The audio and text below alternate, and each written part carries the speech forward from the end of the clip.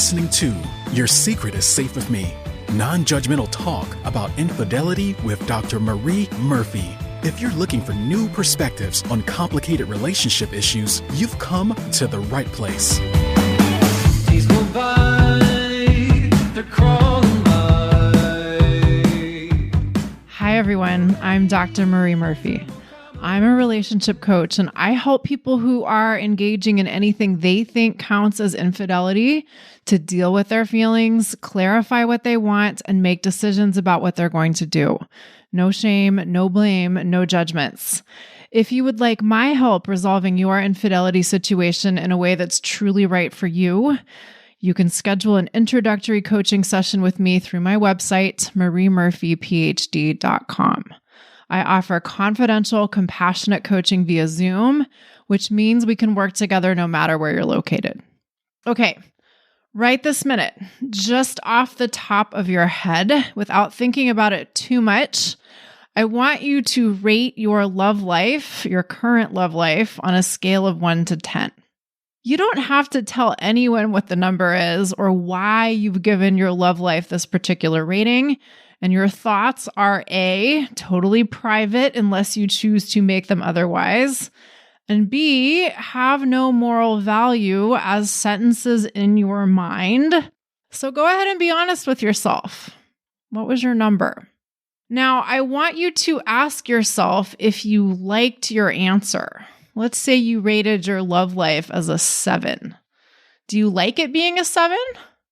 If so, that's fine. If it's a 2 and you like it that way, that's fine with me. But I want you to see if you can be really honest with yourself about whether or not you like the rating you gave your love life. If you want your love life to be better, can you acknowledge that to yourself? It might not be easy to acknowledge this. It might not be easy at all. And part of the reason for this is usually that we place limits on what we think is available to us. Or more specifically, we think that our love lives can only be so good and not better. We think that if we're unhappy with our love lives, we're kind of stuck with our lot. Here's the deal, people. If we want to have different experiences in our love lives, or any other area of our lives for that matter, we have to believe that the kinds of experiences we want to have are available to us.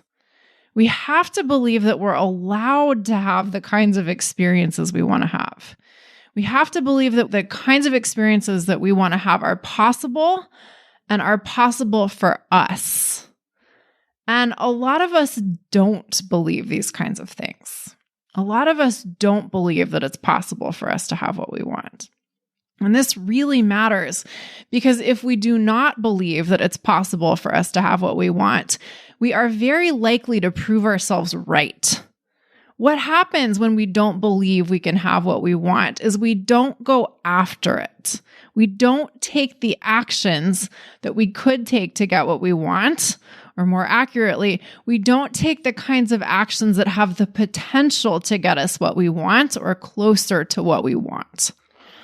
Now, I want to be really, really, really clear about something very important. Going after what we want can be extremely uncomfortable. I want to make that absolutely clear. And I also want to suggest that that does not have to be a problem. I say this because there's a lot of talk out there in the personal development world, self-help world, spiritual manifesting world about manifesting, quote unquote, things that you want. And sometimes it is implied or even stated explicitly that in order to get what you want in life, you just have to think about it, and then the law of attraction will bring it to you. And to an extent, I think this line of thinking is well-intentioned, but in practice, we usually have to take action in the service of getting what we want, and sometimes a lot of it. Yes, we have to think about it. We have to think about what we want, but then we actually have to go and do something about it, right? And sometimes this is hard, quote unquote. It's certainly not as easy as just thinking about something and waiting for it to come to us. Now, does it sometimes seem like things we want just fall out of the sky and hit us on the head? Yes, it might. And that certainly happens to me sometimes.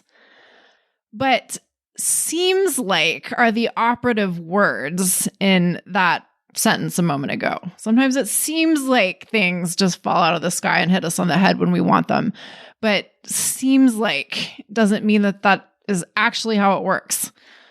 Often when it seems like things that we want just come to us without any effort, we've actually been putting in a lot of effort. We've just been doing that joyfully. And then when the results come to us, the results of our efforts come to us, it seems like they came out of nowhere. As the old saying goes, I am a great believer in luck, and I find the harder I work, the more I have of it. I'll say that again. I am a great believer in luck, and I find the harder I work, the more I have of it. For years, I thought that quote came from Benjamin Franklin, but I just looked it up, and it's attributed to Thomas Jefferson. I'm glad I looked it up. Here's an example of what this can look like. Let's say you're single and you want to find a romantic partner. You could sit around your house waiting to manifest, quote unquote, a partner. And who knows, maybe someone wonderful will literally ring your doorbell and ask to borrow a cup of sugar, and the rest will be history. It's possible.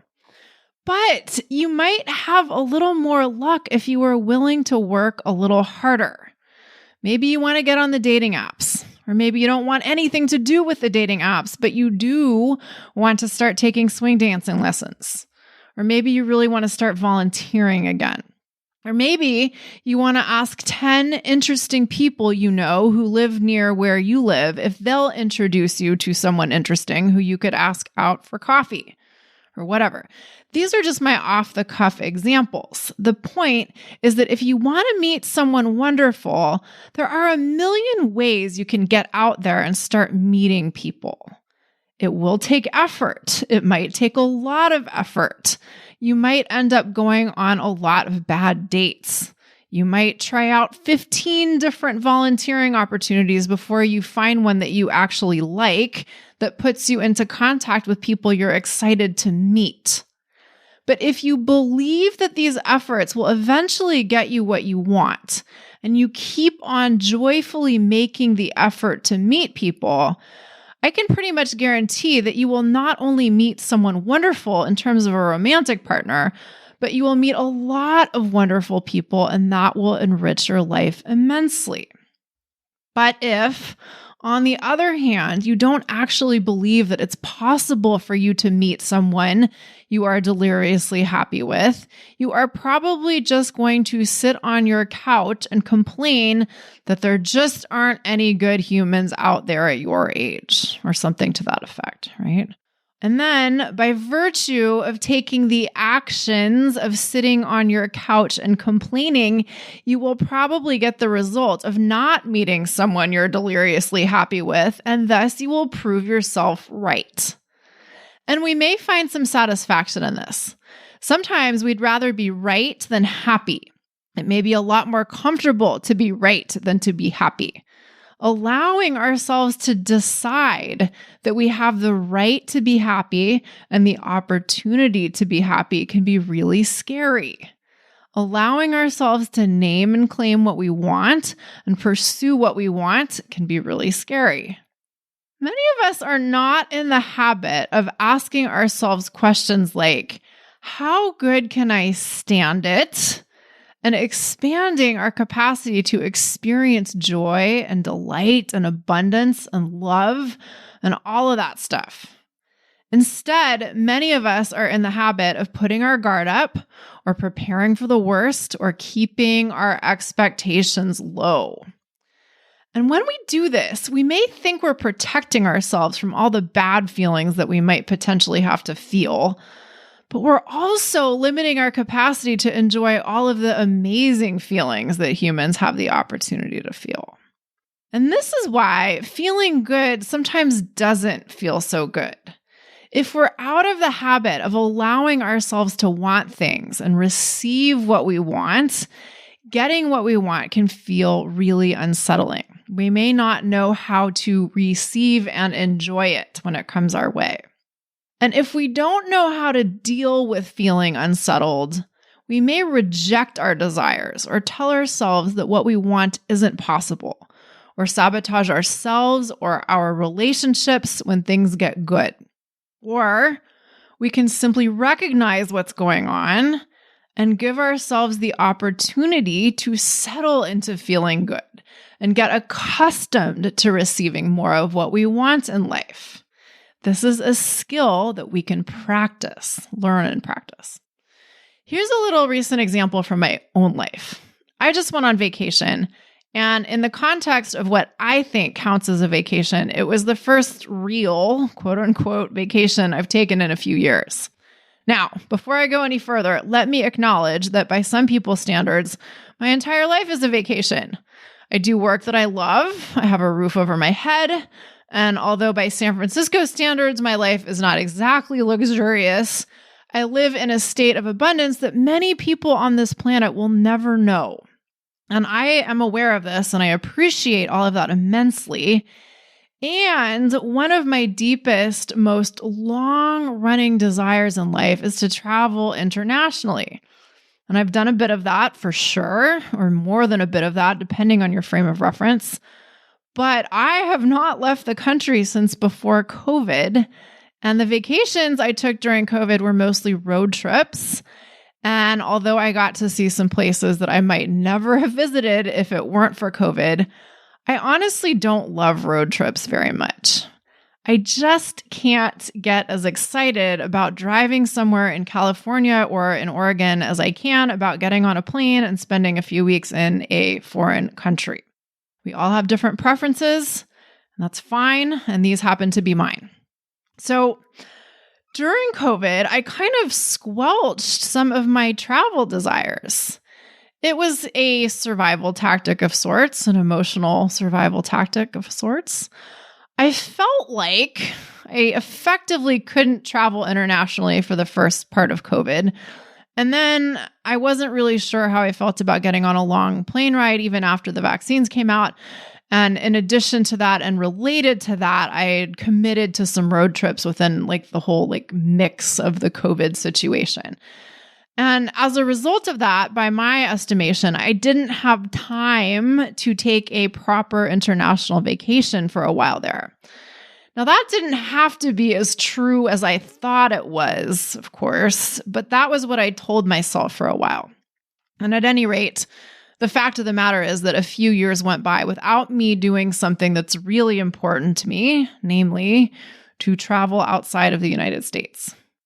And one of the ways I dealt with this was by telling myself that I wasn't really missing out on anything. I told myself that I was lucky to be able to take the vacations that I did take. I told myself that it wasn't really that important to me to get out into the world beyond my more immediate environs. I told myself that more local adventures were just fine. Whew. That, dear listeners, brings me to a very interesting point, which I need to make a full podcast episode about sometime.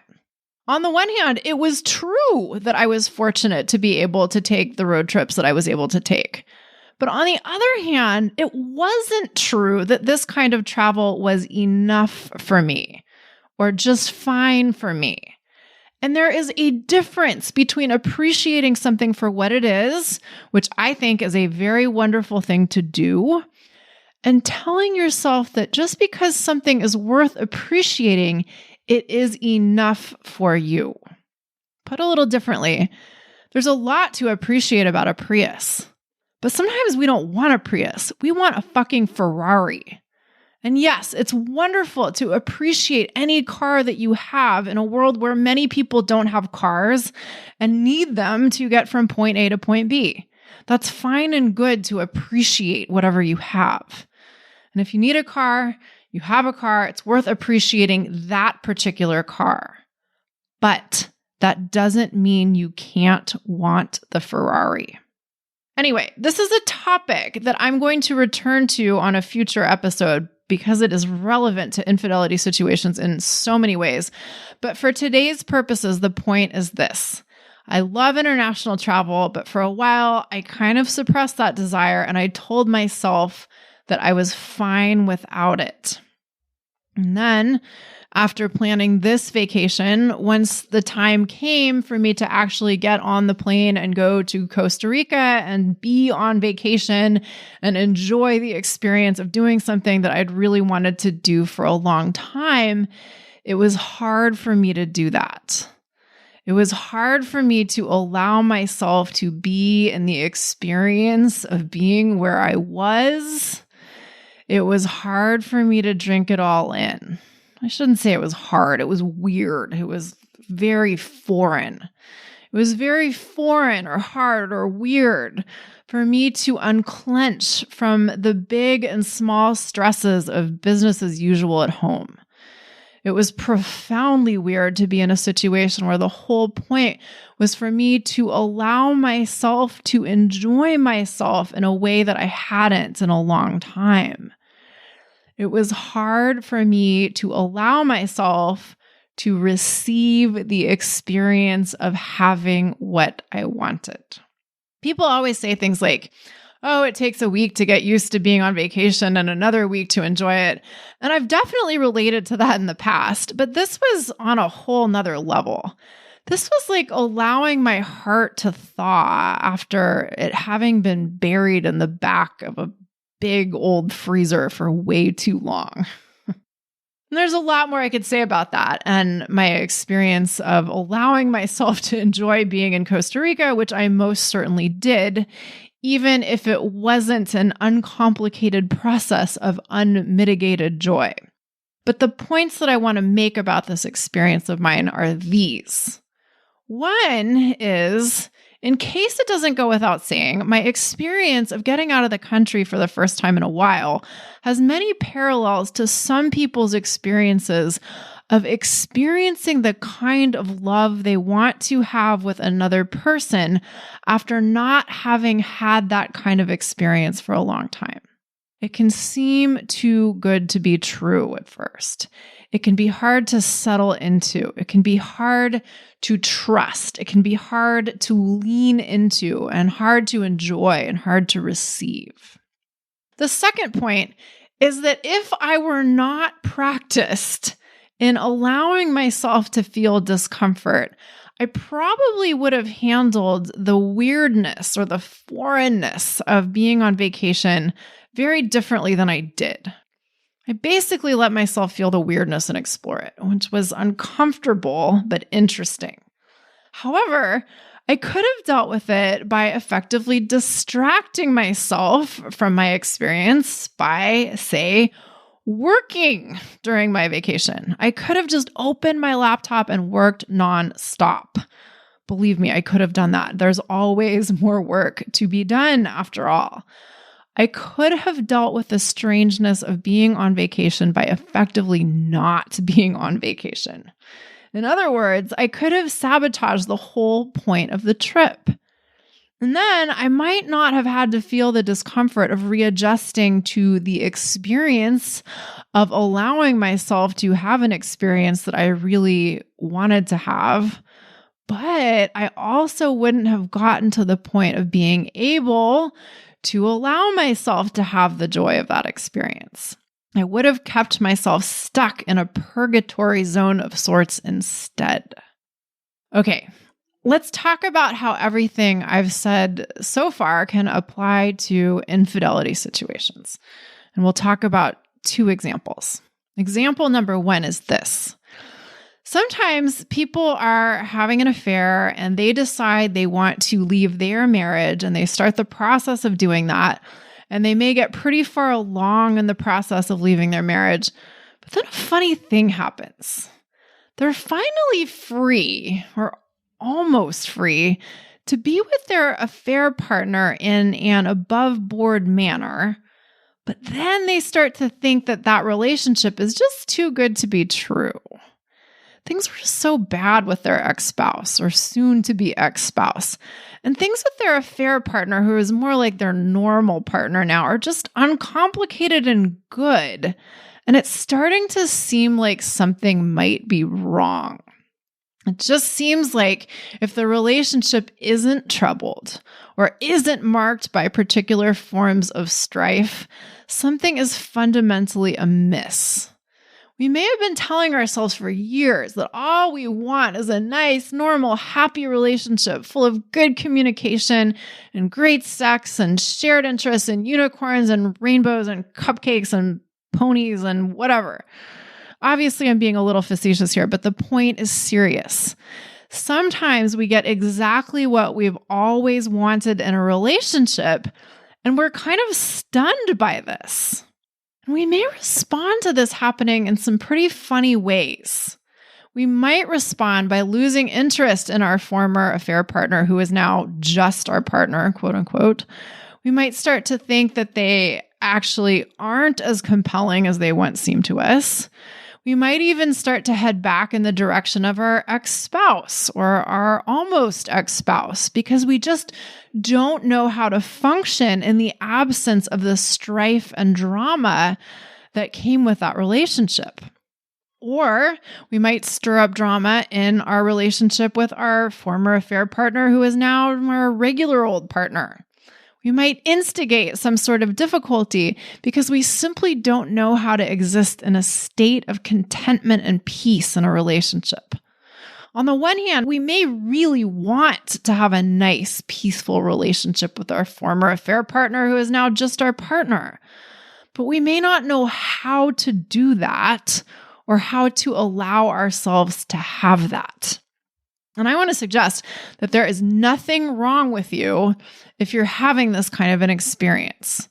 I know that some people will tell you that if you engage in this kind of self-sabotaging behavior, that there's something really wrong with you and you have some kind of a diagnosable disorder and all of that. But I want you to consider an alternate perspective, which is that being able to name and claim what we want and being able to receive and appreciate what we want are skill sets. And some people were taught these skill sets pretty much starting at birth, and lucky them.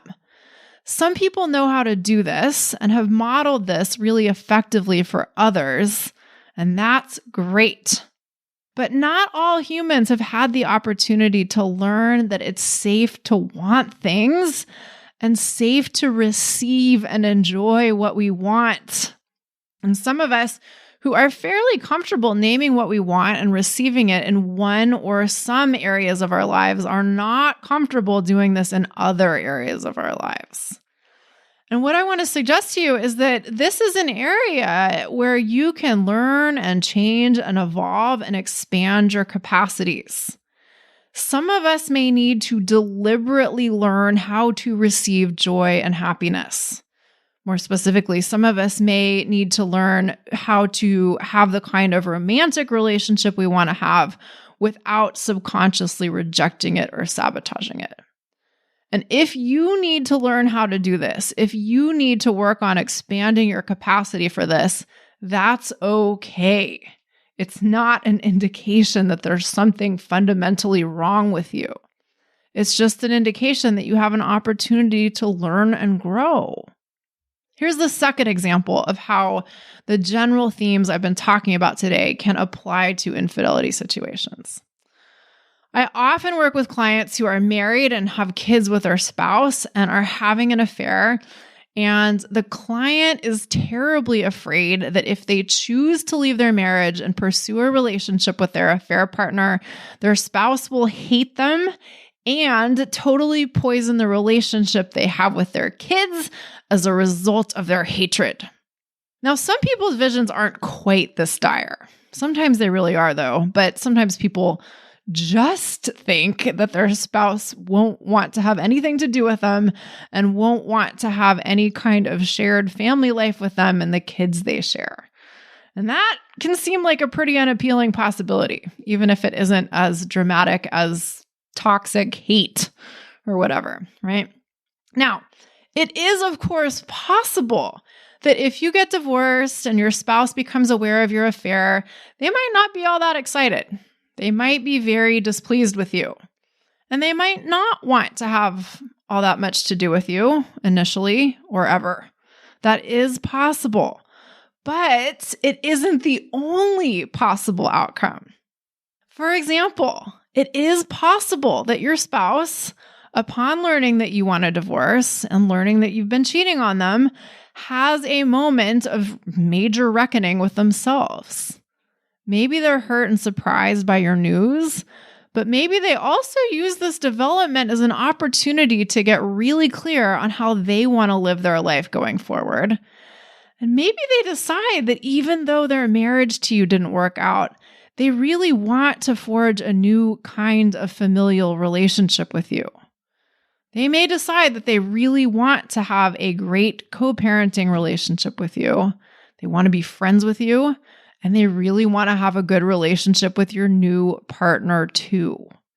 And they want this because they want their kids, who are also your kids, to see what's possible when people decide to forgive and evolve, and they want as much love as possible in their lives in as many different forms as possible. Now, when I suggest that something like this is possible to people, they sometimes tell me things like, "No way, I don't believe that could ever happen." Or, "Well, that might be possible for other people, but it would never happen with me and my spouse." I want to suggest that this could be possible for you and your spouse, or you and your future ex-spouse. You get to decide what you want, of course. Maybe you don't want to have any kind of relationship with your future ex-spouse at all, even if you share kids with them. And it's your prerogative to not want that. But so often people tell me that they'd like to have a friendly relationship with their future ex-spouse, but that simply isn't going to be possible in their case.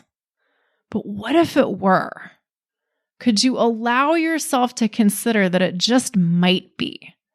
How good could things be in your relationship with your future ex-spouse? How good could your reconfigured family relationship be? A lot of us are really good at thinking about worst case scenarios and imagining how unpleasant things could become. But what if we allowed ourselves to imagine best case scenarios instead? Let's just say you're having an affair and your affair partner is also married and has kids, and you and your affair partner want to leave your respective marriages and be together and also have good relationships with and between your former spouses. What if that's totally possible? Why not?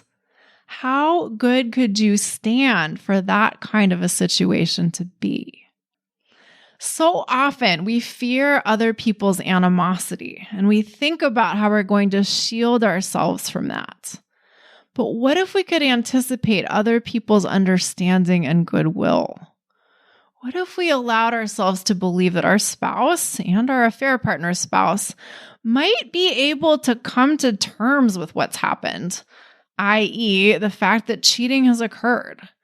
What if we could believe that our spouse and our affair partner's spouse might want to form a new kind of bond with us, even if we've done something that was outside of the bounds of our original agreements with them? Can you allow yourself to consider these kinds of possibilities? I'm not trying to tell you that your future ex-spouse will want to have a good post-divorce relationship with you simply by virtue of you believing this is possible. To expand on what I said earlier, it's not exactly that our thoughts have this magical power to instantly bring us what we want without any effort, especially when other people are involved in the equation. But I do want to suggest that you believing that you could have a great post-divorce relationship with your future ex-spouse is a prerequisite for that becoming a reality. And that's because you have to believe that such a relationship is possible in order to take the actions that will contribute to the possibility becoming a reality. If you believe you can have a great relationship with your future ex-spouse, You will behave very differently than you will behave if you do not believe it's possible for the two of you to have a great post-divorce relationship. And your actions, the way you engage with your ex-spouse or your future ex-spouse, will yield concrete results. Now, you might be thinking, fine, maybe I can do everything in my power to create a good relationship with my future ex-spouse, but that doesn't mean they'll want to have a good relationship with me. And of course, you're right. You can't determine what anyone else does or doesn't do, but that doesn't matter. What matters is that you take responsibility for your part of the equation and you do whatever you can to contribute to making what you want possible. And to that effect, here are a few words from our friend Gandhi. It's the action, not the fruit of the action, that's important. You have to do the right thing. It may not be in your power, may not be in your time that there will be any fruit. But that doesn't mean you stop doing the right thing. You may never know what results come from your action. But if you do nothing, there will be no result. And again, that's from Mahatma Gandhi. What happens when we work towards what we want and we don't get it? For example, what if you do your utmost to create a friendly relationship with your ex-spouse and they continue to behave in ways you consider horrible? Well, you still get to be the person who believes in the possibility of a harmonious relationship with them and acts accordingly. You still get to be the person who extends grace and friendship to someone you care about, or at least cared about.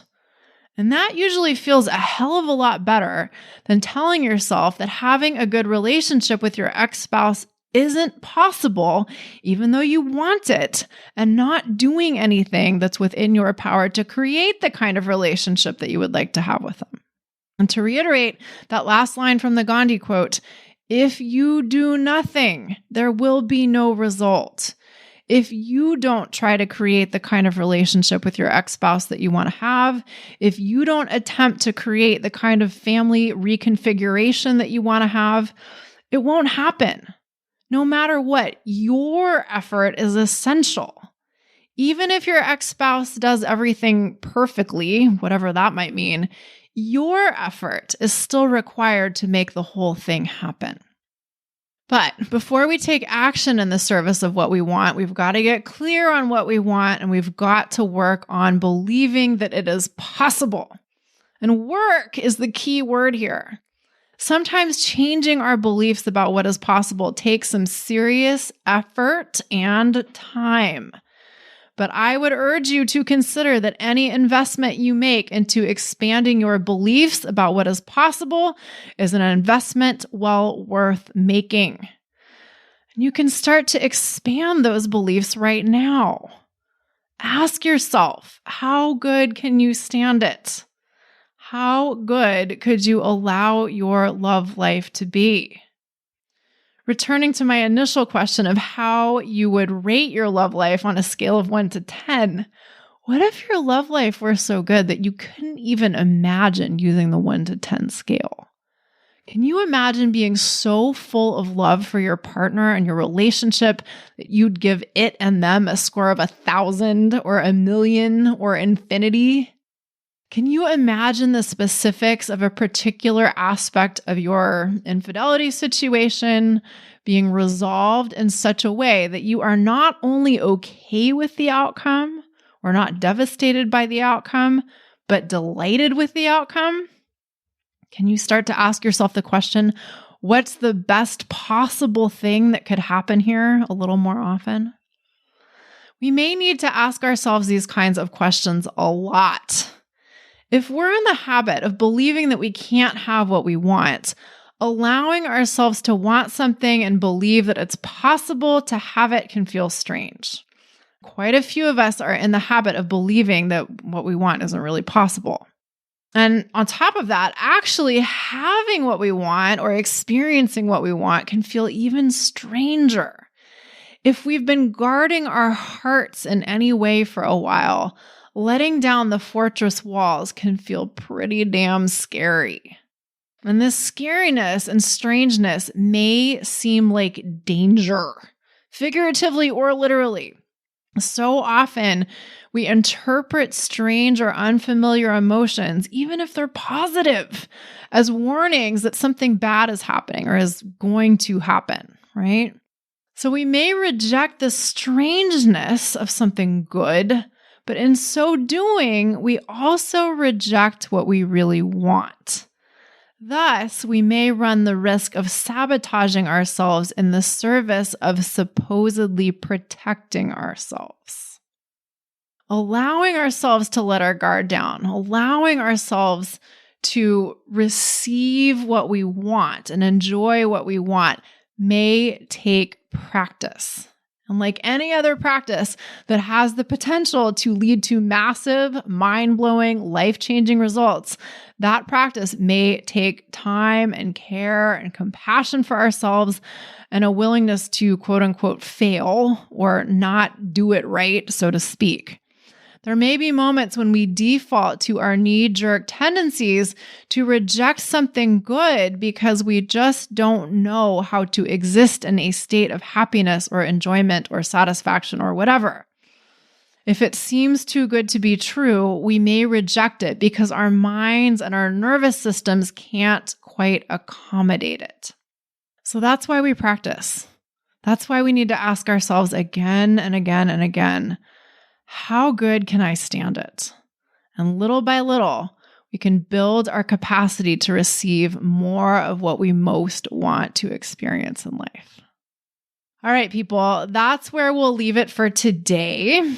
If you are in the midst of an infidelity situation and you would like my help sorting it out, let's work together. You can schedule an introductory coaching session with me through my website, mariemurphyphd.com, and you can learn more about the coaching packages I offer through the services page of my website. If you've been trying to resolve your infidelity situation on your own for a while, but you haven't come to any satisfying conclusions, now's the time to ask yourself how much longer you want to stay in limbo. If you're ready to get serious about making changes, I can help you do it. Working with me can help you clarify what you want to change and actually make those changes a lot more efficiently and effectively than you may be able to do on your own. Okay, everybody, thank you all so much for listening. Have a great week. Bye for now. Thanks for listening to Your Secret is Safe with Me with Dr. Marie Murphy. Make sure to click subscribe to get updates on our latest episodes.